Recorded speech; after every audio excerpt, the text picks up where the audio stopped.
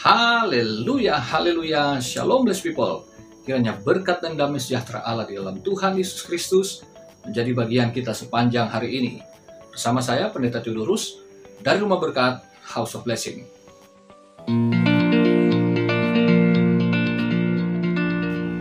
Blessed people, tema kita hari ini adalah memahami iman, bagian yang pertama. Firman Tuhan terambil dari surat Ibrani pasal 11, ayat 1. Saya bacakan, begini firman Tuhan. Iman adalah dasar dari segala sesuatu yang kita harapkan dan bukti dari segala sesuatu yang tidak kita lihat. Saudara terkasih dalam Tuhan, iman bukanlah sebuah definisi. Iman adalah ABCD, bukan demikian. Tetapi iman adalah kita mempercayai Allah yang telah menyatakan dirinya melalui firman-Nya. Roma 10 ayat 17 mengatakan, iman timbul dari pendengaran akan firman Kristus. Jadi, semua pengharapan kita haruslah berdasarkan firman Allah. Karena dari firman Allah kita dapat mengenali Allah itu, kita juga dapat mengenali kehendaknya di dalam hidup kita. Jadi saudara, iman adalah sebuah karunia dari Allah bagi kita untuk dapat mengenali Dia.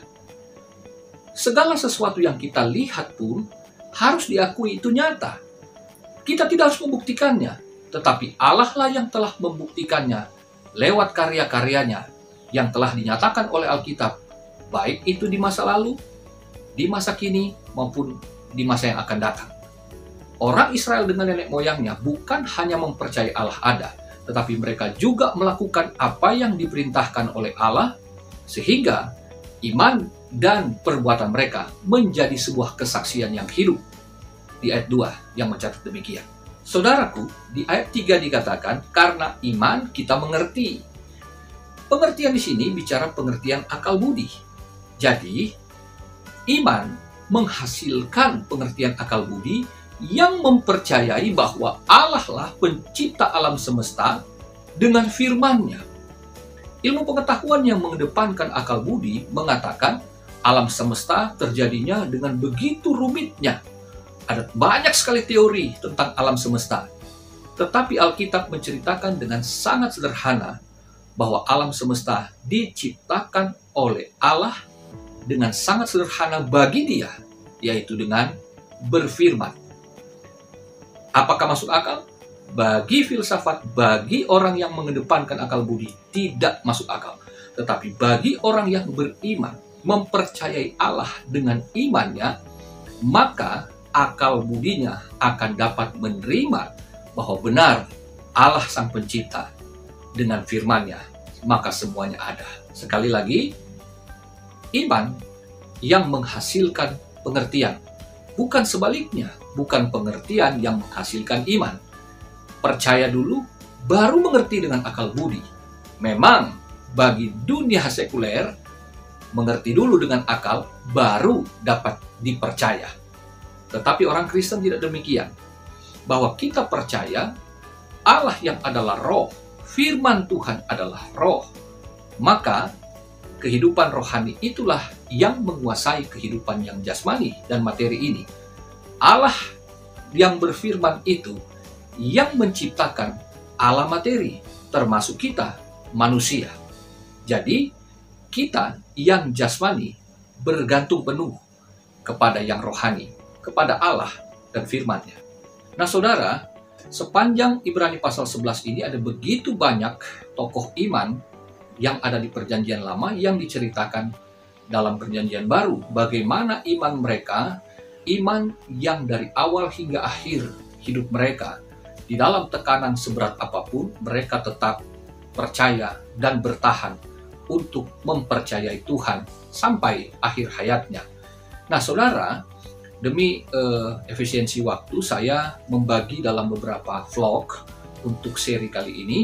Dan pada vlog kali ini saya menyampaikan satu poin saja. Nah untuk itu, mari kita lihat kehidupan orang beriman di dalam Ibrani pasal 11 ini. Yang pertama, karena iman, seseorang dibenarkan dan persembahannya diterima oleh Allah. Ayat 4-6. Begini firman Tuhan. Karena iman Habel telah mempersembahkan kepada Allah korban yang lebih baik daripada korban Kain. Dengan jalan itu ia memperoleh kesaksian kepadanya bahwa ia benar, karena Allah berkenan akan persembahannya itu, dan karena iman ia masih berbicara sesudah ia mati. Karena iman Henok terangkat supaya ia tidak mengalami kematian, dan ia tidak ditemukan karena Allah telah mengangkatnya. Sebab sebelum ia terangkat ia memperoleh kesaksian bahwa ia berkenan kepada Allah. Tetapi tanpa iman tidak mungkin orang berkenan kepada Allah, sebab barang siapa berpaling kepada Allah, ia harus percaya bahwa Allah ada, dan bahwa Allah memberi upah kepada orang yang sungguh-sungguh mencari Dia. Dari pembacaan tersebut kita menemukan dua tokoh iman. Habel yang karena imannya ia mati terbunuh, dan Henok yang karena imannya ia terangkat ke sorga tanpa mengalami kematian. Jadi, yang mati terbunuh maupun yang terangkat langsung ke sorga, keduanya dibenarkan dan diperkenan oleh Tuhan karena iman mereka. Saudaraku, persembahan yang berkenan di hadapan Allah, yang diterima oleh Allah, bukan karena dari jenis persembahannya, tetapi dari iman Habel. Iman Habel lah yang membuat dia mengerti apa yang terbaik yang harus dia persembahkan kepada Tuhan.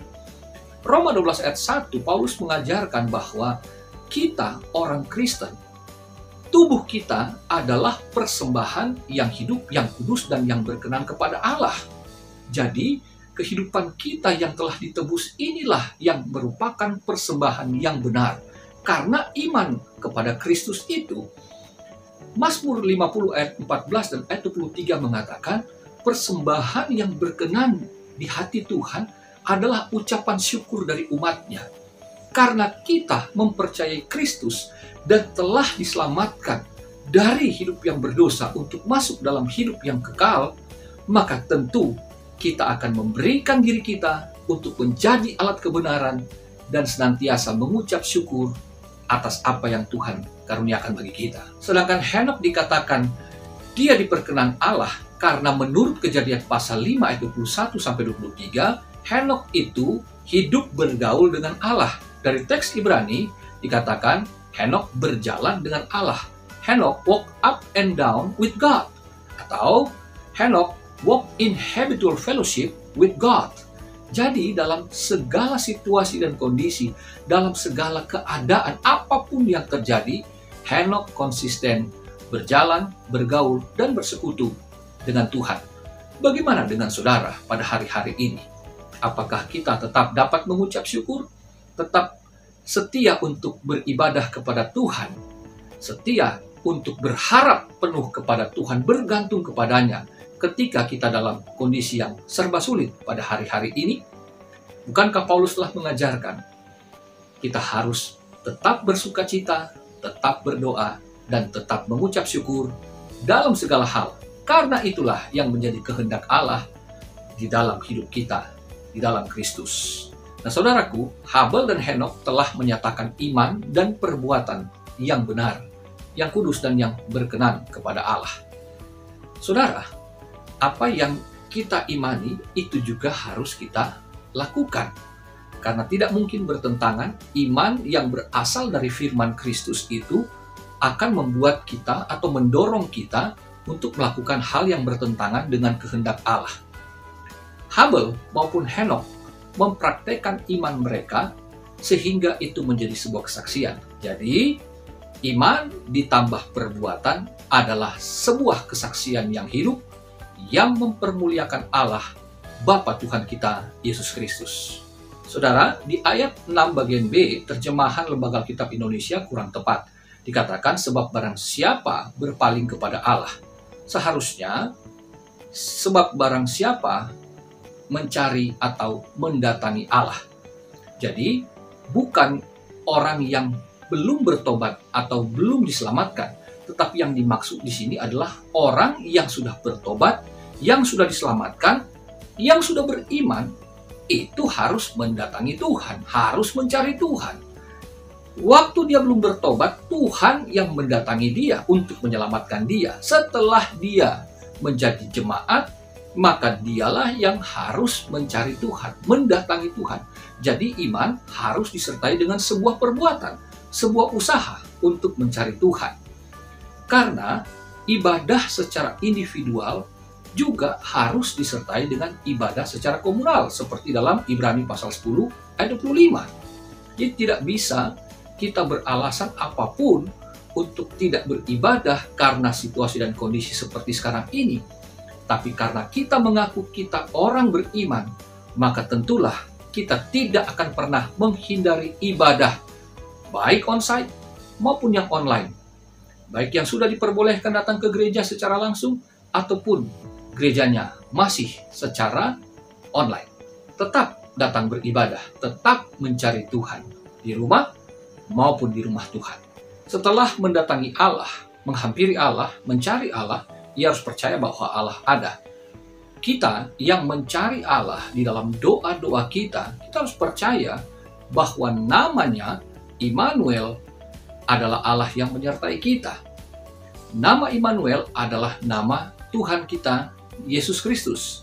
Yesus, Tuhan, Sang Juru Selamat. Dikatakan Ibrani 13 ayat yang ke-8, Yesus Kristus tetap sama, baik dahulu, sekarang, maupun sampai selama-lamanya. Dalam Keluaran pasal 3 ayat 14, ketika Musa dalam ketakutan bertanya, siapakah namamu? Maka Tuhan menjawabnya, Aku adalah Aku. Terjemahan terkini mengatakan, Akulah Sang Pencipta. Jadi, Yesus yang kita kenal sekarang adalah nama Tuhan, Allah Sang Pencipta.